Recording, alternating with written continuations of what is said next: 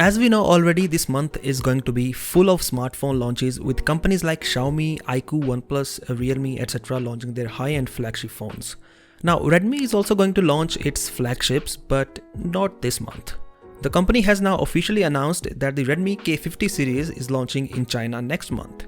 As the name shows, the Redmi K50 series is an upgrade over the K40 series of last year, and we saw many Redmi K40 series phones launching outside of China with different names.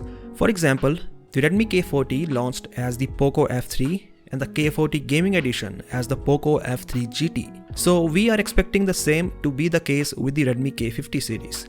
Anyways, the company has shared some details today, and these include the Snapdragon 8 Gen 1 SoC, a 120 watt fast charging, and a 4700 mAh battery.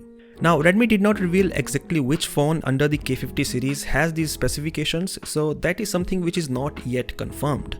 We do know that earlier Redmi also announced that the K50 series will include a phone with the MediaTek Dimensity 9000 SoC.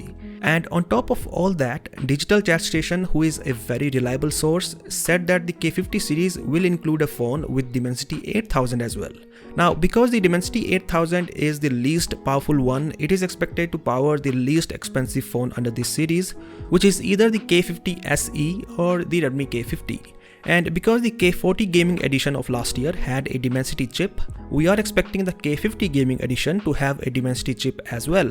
That is the Dimensity 9000. And finally, we have the Redmi K50 Pro or the Redmi K50 Pro Plus, and these are going to be the most expensive phones under this series, hence they are expected to have Snapdragon 8 Gen 1 SoC. But yeah, these expectations are all based on the Redmi K40 series phones, so we cannot say whether this is exactly how the K50 series has been planned by the company. Redmi says that the 120 watt fast charging is capable of charging the 4700 mAh battery fully in just 17 minutes. Also, there is a cooling system with dual vapor chamber, which Redmi claims to be one of the coolest thermal management setups for Snapdragon 8 Gen 1.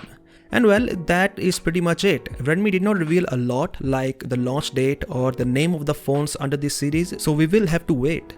There is still a month left for the official launch, so we will definitely get to know a lot during this time frame. Anyways, what are your expectations with the Redmi K50 series?